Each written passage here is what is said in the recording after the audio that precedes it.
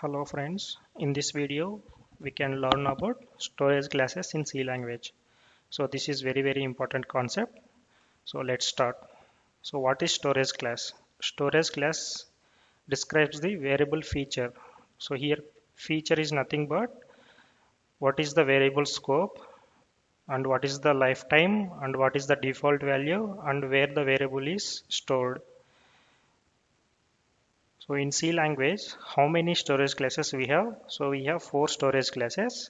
So what are they? So first one is auto storage class. Second one is extend storage class. Third one is static storage class. Fourth one is register storage class. So now we can see one by one. So first one auto. So it's a keyword.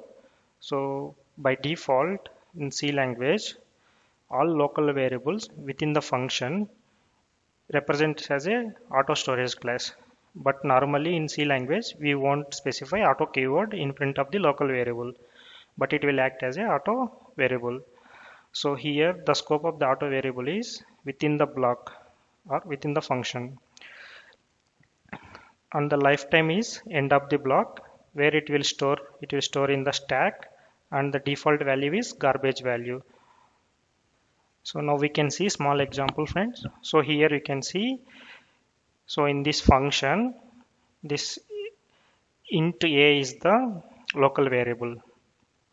It is actually the auto storage class variable, but we are not explicitly mentioning the auto in front of this variable, but it is a actually auto storage class variable. So here we are not assigning any value. It's only the variable declaration. So that's why the default value, it will take it as a garbage value if you print this a. So now this is another variable b we are assigning to the 10 and another variable c. So these are the integer variables assigning to the value 5. So now I am trying to get this integer value b. So here I am printing that. So auto storage class, the lifetime is within the function block. So now we can see the b value can be printed as a 10. But now I am trying this c value out of this function block. So now if we try to print here, so this variable, sorry, it is already out of the scope, which means like out of this function scope. So this variable we can't access. So it is applicable only within this block. So that's why it is not possible to print the c value here. So this variable already dead.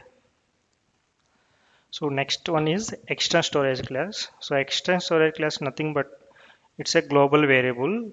So it's same like, so the main purpose is if you want to access variable within the two different source files, so then we use actually extend uh, storage class variable.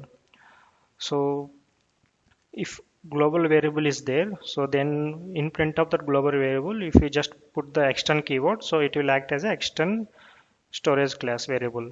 So here the scope is multiple files and the lifetime is till end of the program. And if you are not initializing anything, by default the value is taken as a 0, and where it will store in the data segment. So here is the example you can see. So this is the main function. Above the main function, any variable if you declare, it is like a global variable. So now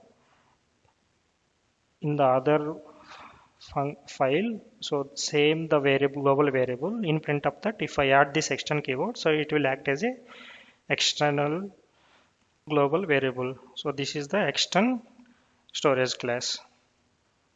So another one is the static storage class. So static keyword is used to declare the static variable.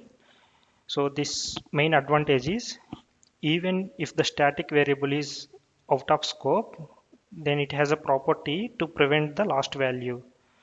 So the lifetime is also, it is initialized once, it exists till termination of the program. So here scope is, so where you are using this static variable, if it is the global static variable, the scope is global. If you are using the local static variable, then the scope is local. So that's why it is mentioned as globalized local variable. and if you are not assigning any value, by default it will take it as a 0, and where it will store, it will store in the data segment. So here I am just giving the syntax example. Here you can see before the main, if any variable is declared, then it is a global. So in print of that variable, if you are putting the static means it's a static global variable. And if inside the any function within the block, if you are using, so it's a local static variable. So next one is friends. Next one is register storage class.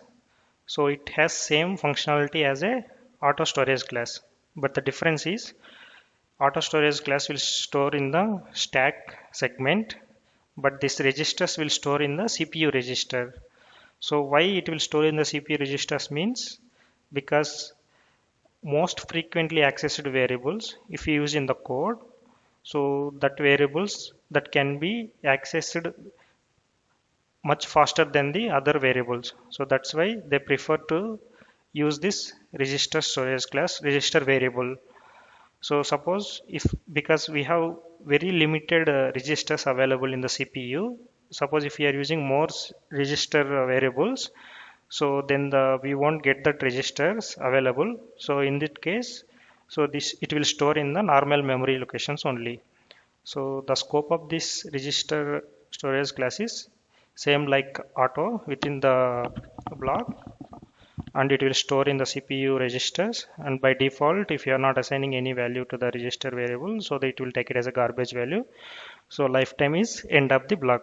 So here the syntax, this is the variable. If you put register keyword in front of that, it will act as a register storage class variable. Okay friends, so we can conclude this video. So what we learned, so we have 4 storage classes. So that is auto, extern, static, register.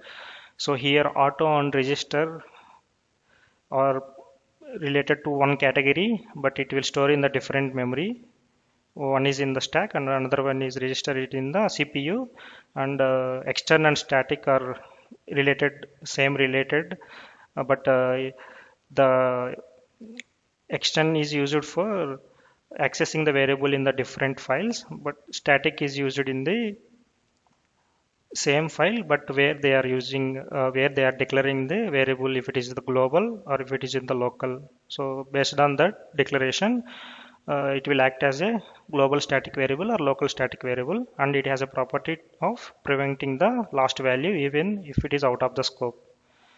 So that's all friends, and if you like the content, so please subscribe, like and share, and in next video we can see another important C concept. Thanks for watching.